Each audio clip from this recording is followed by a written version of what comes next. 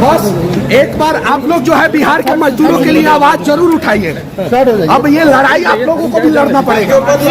नहीं जा बिहार आज नहीं तो कल बदलेगा जरूर, इतना भरोसा है। जरूर बदलेगा। और ट्रांजिट रिमांड देना कितना सही था? और ट्रांजिट रिमांड जो है भारत में पहली बार पत्रकार के साथ ऐसा किया गया है। ये कहा जा रहा है कई बड़े नेता का नाम आपने लिया है।